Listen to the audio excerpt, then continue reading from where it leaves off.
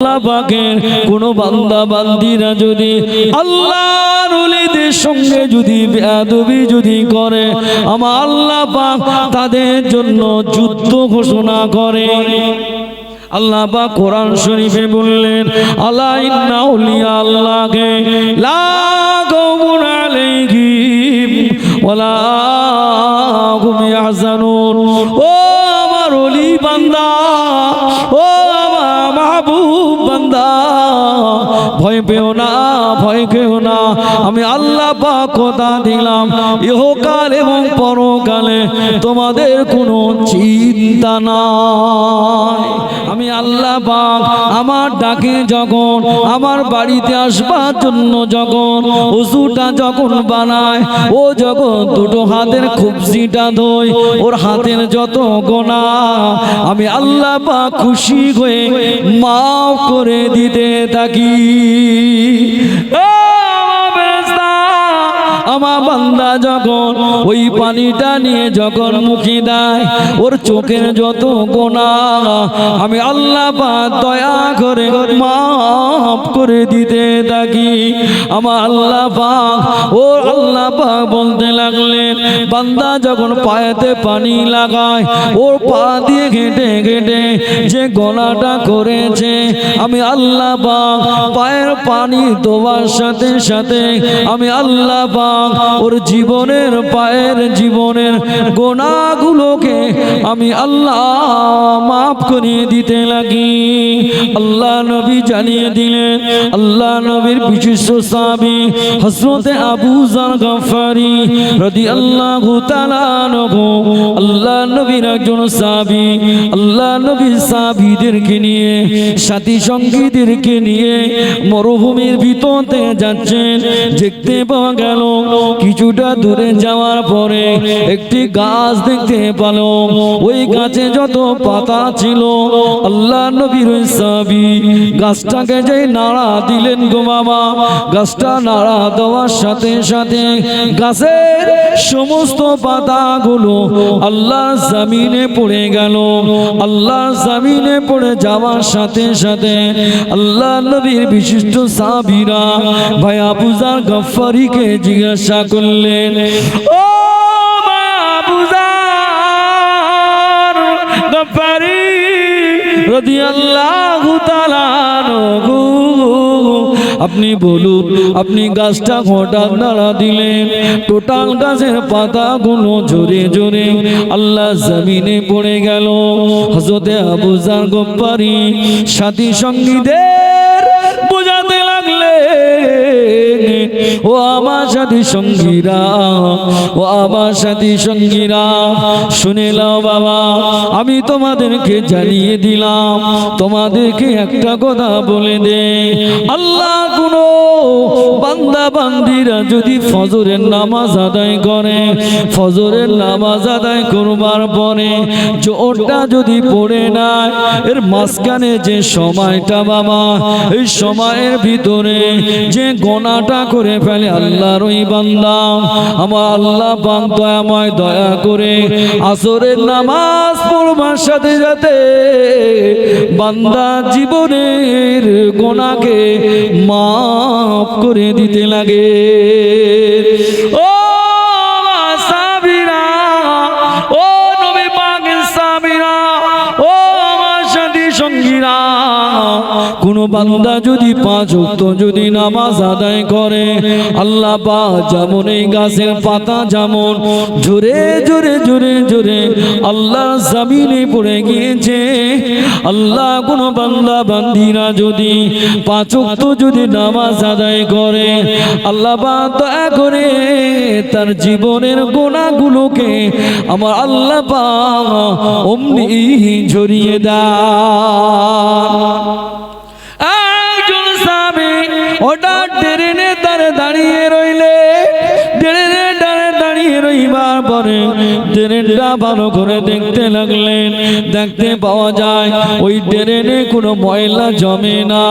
এক সাহাবী অপর সাহাবীকে জিজ্ঞাসা করেন, ও ভাই আপনি দাঁড়িয়ে দাঁড়িয়ে এখানে কি দেখছেন? বলে আমি একটা জিনিস দেখছি, এই ট্রেনেতে পানি যায়, এই ট্রেনে তো কোনো ময়লা নাই। তা বলছে হ্যাঁ, তবে আপনাকে একটা কথা বলে রাখি, আল্লাহ কোনো বান্দা বান্দিরা যদি আল্লাহ পাকের কোনো বান্দা বান্দিরা যদি 5 ওয়াক্ত যদি নামাজ আদায় করে, তার জীবনে কোনো সময় ময়লা ধরে না। কিন্তু বান্দা যে নামাজ পড়বে বাবা, বান্দা যে নামাজ আদায় করবে, বান্দা তো ওযুর ফরজ জানে না, বান্দা তো গোসলে ফরজ জানে না। ও ভাঙড়ের নওজোয়ান ছেলেরা, আজকে আমি তোমাদের বলে যাই, ওযুর কটা ফরজ জবান থেকে একটু বলেন, ওযুর কটা ফরজ? জোরে বলে, আরো জোরে বলে। 4টি ফরজ। একটা বার দেখে নাও না গো আমার সোনার মানিক বাপেরা, দেখো না বাবা, জীবনটা যদি পরিবর্তন যদি হয়, একটা 4টি ফরজ। 1 নাম্বার হলো মুখমণ্ডল ধৌত করা, 2 নাম্বার হলো 2 হাতের কনুই পর্যন্ত ধৌত করা, 3 নাম্বার হলো মাথা মুসাফা করা, 4 নাম্বার হলো পায়ের গোড়ালি পর্যন্ত ধৌত করা। এই 4টি ফরজ। কটা বললাম? ওযুর এই 4টি ফরজ গো বাবা, ওযুর এই 4টি ফরজ। আপনি কি জানেন না গোসলের কটা ফরজ? একটু জোরে বলেন, আরো জোরে বলেন, একটু জবান থেকে বলেন, একটু জবান থেকে বলেন, গোসলের কটা ফরজ? অন্তত এইটা একটু বলেন জোরে, সকলে বলেন গোসলের 1 নাম্বার হলো বাবা, 1 নাম্বার হলো কুলি করা, 1 নাম্বার হলো কুলি করা। আপনি ঘুম থেকে উঠবেন, গোসল যদি আপনার ফরজ হয়, আপনি ঘুম থেকে উঠবেন, ঘুম থেকে উঠবার পরে আগে আপনি ইস্তিনজা সেরে নেবেন, টয়লেট বাথরুম আপনি সেরে নেবেন, আপনি আপনার গন্তব্যস্থলে চলে যাবেন। ওয়াশরুম অথবা টয়লেট, ওয়াশরুম অথবা গোসলখানা অথবা পুকুরের ধারে আপনি চলে যাবেন।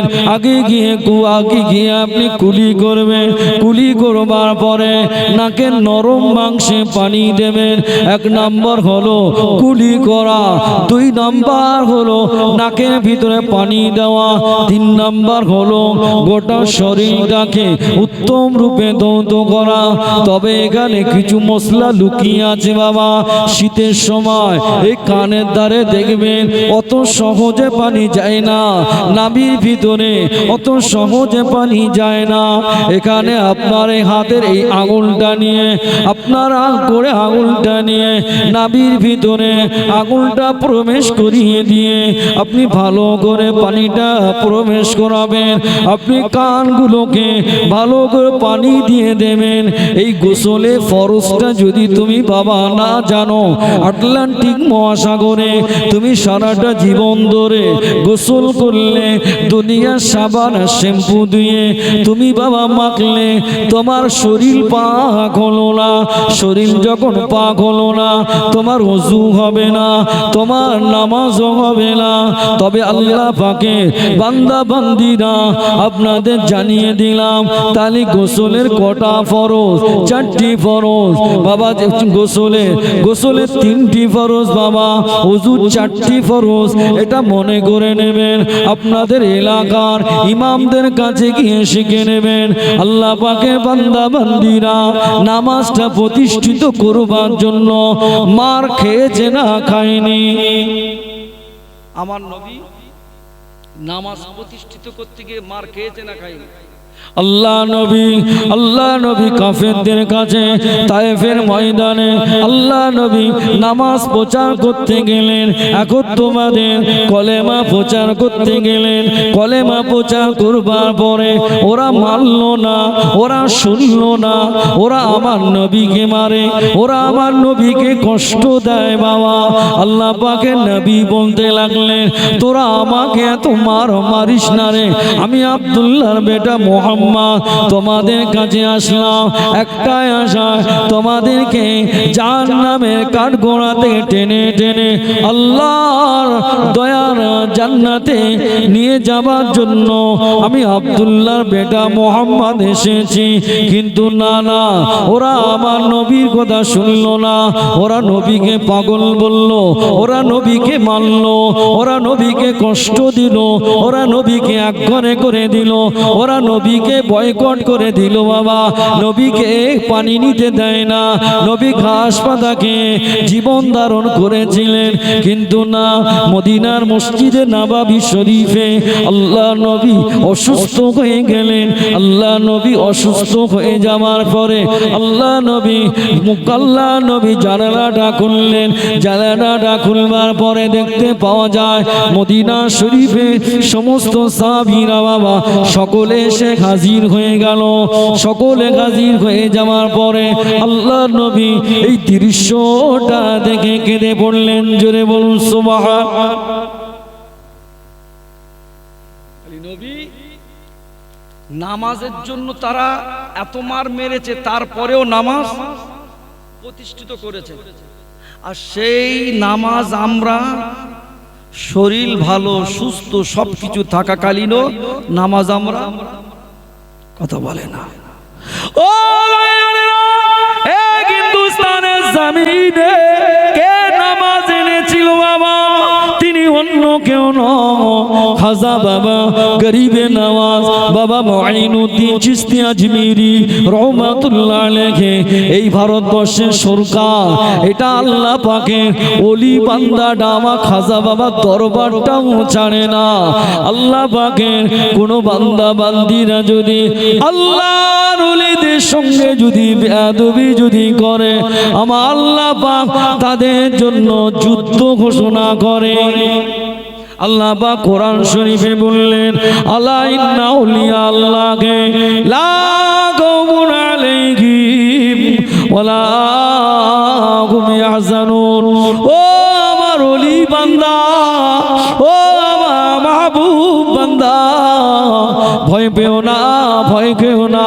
আমি আল্লাহ পাক কথা দিলাম ইহকাল এবং পরকালে তোমাদের কোনো চিন্তা নাই।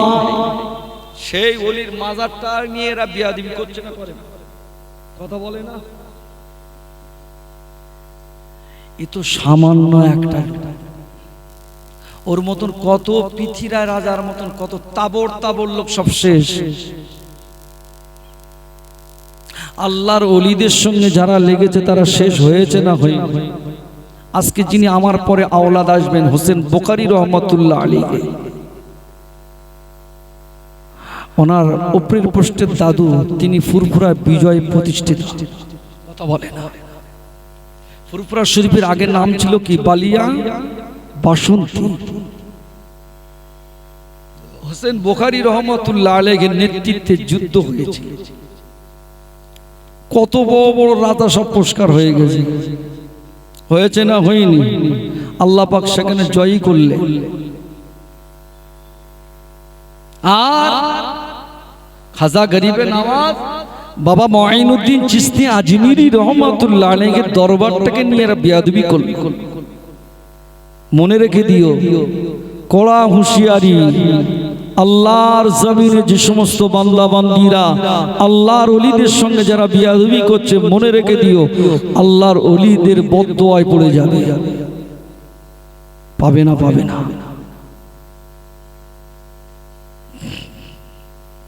আল্লাহ নবী মুহাব্বতের উম্মত খাজা বাবা গরিবে নওয়াজ বাবা মুঈনুদ্দিন চিশতি আজমিরি রহমাতুল্লাহ আলাইহি হুজুর আমার এই হিন্দুস্তানের জমিনে নামাজ তিনি প্রতিষ্ঠিত করতে গিয়ে তাকে মার খেতে হয়েছে না হয়নি?